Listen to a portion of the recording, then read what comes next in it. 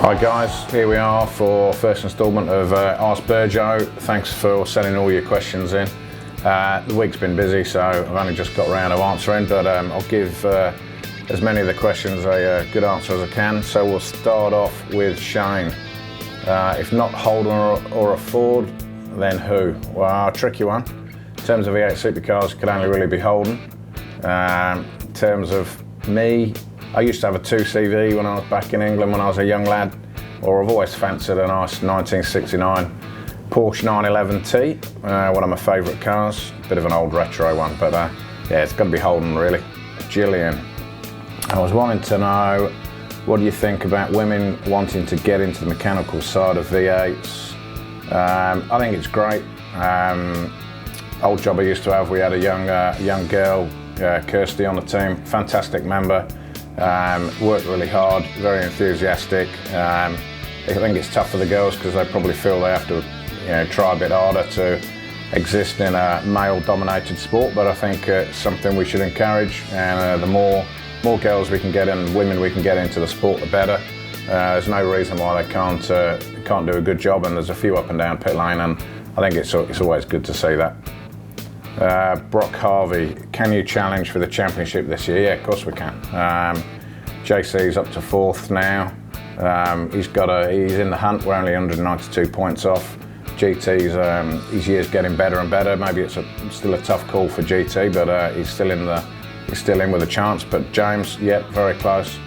Another couple of good weekends and we'll be right on the money. So yes, we can challenge and we want to. John Tyrrell. How much does it cost to run a V8 supercar team for the whole season? A lot of money, unfortunately. It's a big business. Like I say, 55 people. We're probably spending upwards of 14, 15 million a year to run 4 cars, so it's not cheap. But yeah, it's a great place to be. We love being here, we love competing. We're all competitive people, but yeah, it's not cheap. We are working with a category and with the other teams to try and bring those numbers down. We've done some quite good initiatives over the last few years to try and reduce the cost of going racing, but that's roughly where it is. You're probably $3 or $4 million per car, really, if you're really serious about operating at the front of the grid. A lot of people will do it for less, but I think it's one of those, the more money you spend, the better you're going to go. How does a young engineer get into motorsport? Good question. It's very hard in Australia.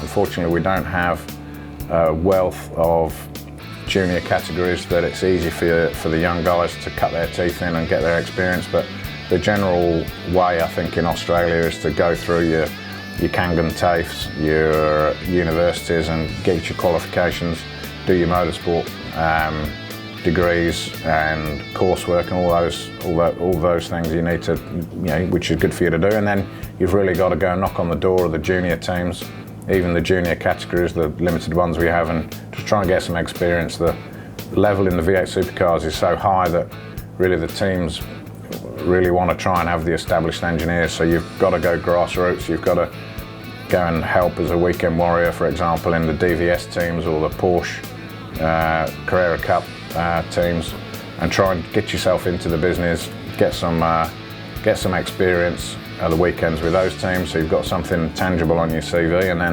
then try and break your way into to the main game. And normally there again, you probably end up starting with the teams down the other end of the paddock that are looking for young guys, and then you got to just work yourself up and get the experience to become attractive for one of the top end teams, and that's really how you got to work your way through the system. But it is tough.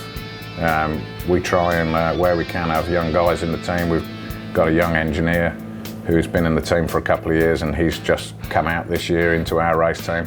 So you might need to be a factory-based sort of junior designer or junior engineer before you can come out into the main game and operate at the front. But it is tough. It's probably a bit easier in Europe with more support categories and generally more racing. So yeah, it's a tough one. We feel for you there. Jeff Murray, how do you play the tyre strategy during a race? Is it just watching what other cars do, or do you have an actual plan? So sometimes it might not look like we have a plan, but we always have a plan.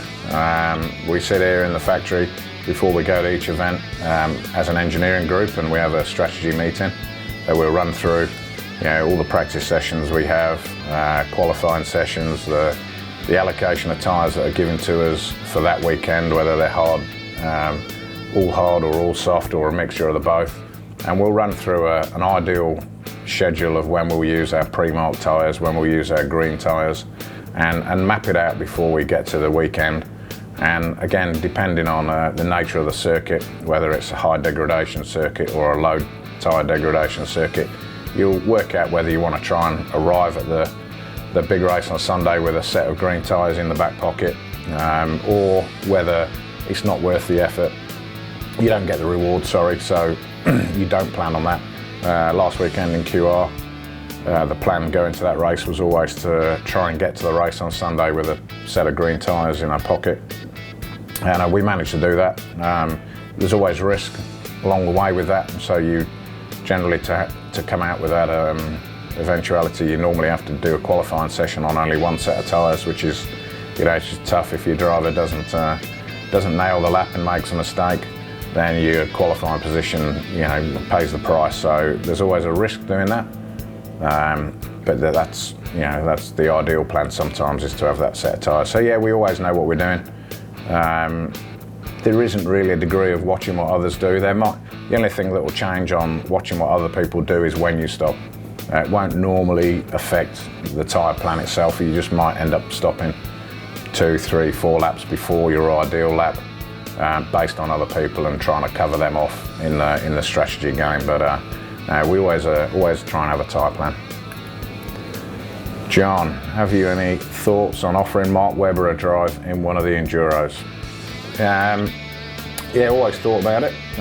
Mark's a good guy, as I suppose all the other teams have probably had the same thing, but clearly he's got a bit of an affiliation with a soft drink company, and there's probably another team that probably would offer him a drive before we would.